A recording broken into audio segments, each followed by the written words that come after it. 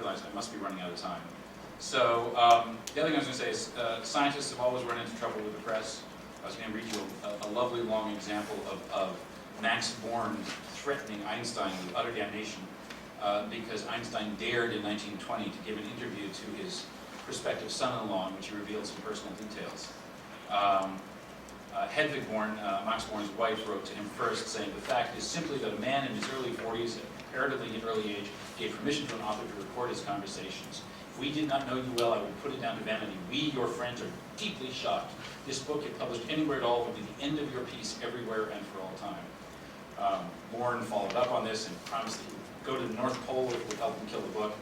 And finally, when Born published this correspondence, he wrote in the introduction that he couldn't really explain why this was so vehement, except that by the 60s, the publicity we fought against is commonplace and spares no one. Every one of us is interviewed and paraded before the general public in the papers, on radio and television. No one thinks anything of it. Science has been placed before the public eye in all kinds of strange ways. Somehow we've gotten used to it. Somehow we've still gotten decent information when we chose. So I've got less than 2 minutes left now. I should probably come out of this sort of historical stuff and say, all right, do I have any thoughts on what the rules and responsibilities are for either the individual blogger or the scientist or the blogosphere as a whole? So I'm very simple-minded about this question. Responsibilities, rules for the blogger. First rule is don't get sued. Seriously, Kimberly already raised that issue, as did Amanda.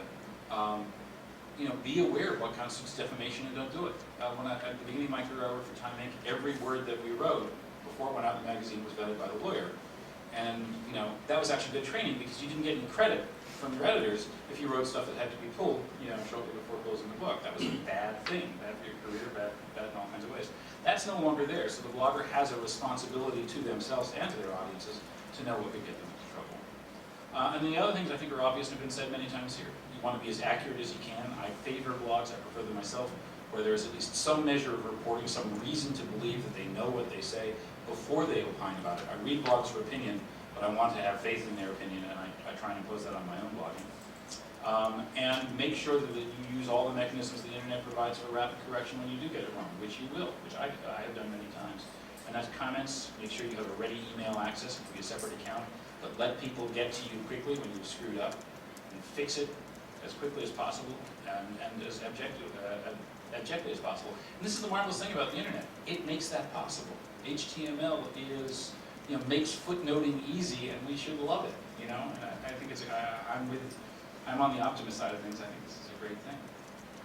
The only other thing I'd say with my essentially no time left is that one of the things we tell our students, and that I like in blogging when I can get it, is that it's enormously more effective, and it is, I think, part of the responsibility, as you destroy your opponents and enemies in the fields of your unreason and so forth. Always present their arguments in the absolute best light possible, better than they do themselves, and then destroy them. It makes it much, much more powerful. That's it. Stop there.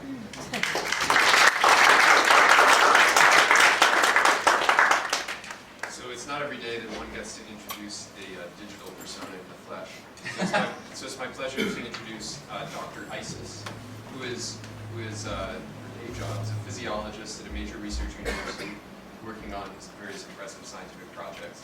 But by night, she blogs about balancing her research career with the demands of raising small children, how to succeed as a woman in academia, and anything else she finds interesting, including shoes. I should say very quickly that for somebody used to the fast world of the new media, Dr. Isis had a very long, drawn-out, inefficient trip over here, courtesy of a Utah snowstorm. So thanks very much for being here. Thank you. Yeah, climate change, right? Well, and thank you to Harvard for having the good sense to invite a pseudonymous blogger to come and speak to you. I was really impressed that I was sort of given free rein to say some wacky things, despite the fact that no one knows my real name. So thank you all. So when I was first invited to speak here, I actually was at an academic conference where I've been for the last week. Once a year, we all meet at a conference called Experimental Biology, which is a meeting of the American Physiological Society, the American Society for Microbiology, the American Society for Pathology and Investigative Toxicology. And I happened to be there with a man who's become a very good friend of mine who writes a pseudonymous blog called Drug Monkey. And I called him up and I said, Drug Monkey, you need to have dinner because I'm freaking out. I'm going to Harvard and I don't know what to say. And his advice was, just don't turn into a humorless blowhard. And that actually has sort of been the guide for how I've blogged. My blog isn't a democracy. My commenters are there because of my grace, and I allow them to remain there as long as they keep me amused. On the other hand, I blog about the things that I find amusing. So, for example, at the bottom here, that's my arm. I'm a cardiovascular physiologist, and one day I was working with a faculty member that I collaborate with who said, I'd like to try the, I can't believe I'm telling the story at Harvard, I'd like to try the effect of some different vasodilators and see what it does to your brachial artery while you're menstruating. And I said, okay.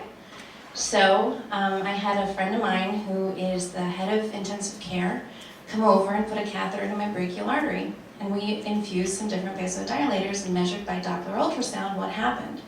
And as we were doing this, those are his hands there, that's my arm, that's the catheter being inserted, and that's my arm once the catheter was inserted.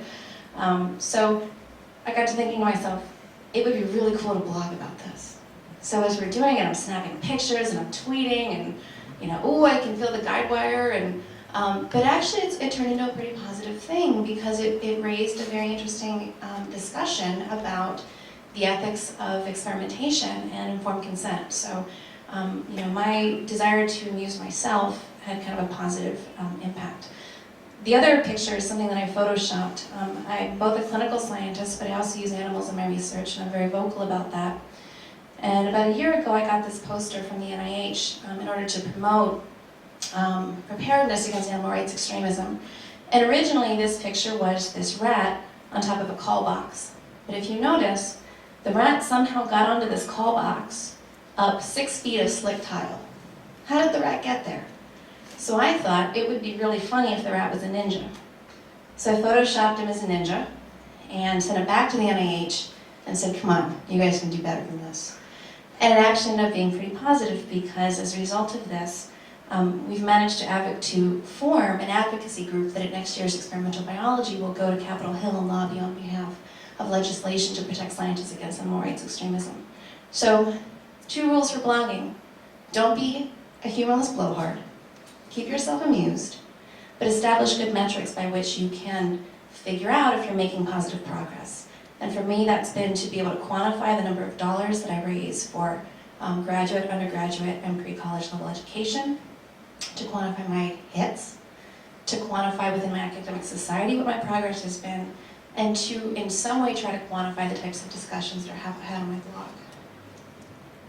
So usually when I'm asked to give these talks, I'm asked to talk about the role of civility in the blogosphere. And I come from this from a different perspective than many of the speakers. I'm both an academic scientist, I'm a woman, and I'm the offspring of some individuals who immigrated here from South America. So as a woman who has an interest in the advancement of minority women in science, being called to civility, to me, has a very different meaning than it does to some people. And if you look at the Random House definition, the definition of incivility is discourteous treatment, rudeness, boorishness, or uncouthness. But if you look at the archaic definition, it also means civilization, culture, and good breeding. And so one of the things that I think sometimes happens in the blogosphere when we're called to civility is that we use that as an opportunity to quash the voices of people who are not normally heard in science, specifically women and minorities. And so in my comment section, if you read me, sometimes I'm tolerant about how many attacks, because I think that understanding that anger is important in helping to advance these populations. And I don't think I've maybe censored one comment in my entire career, but I also think I have a very positive comment section.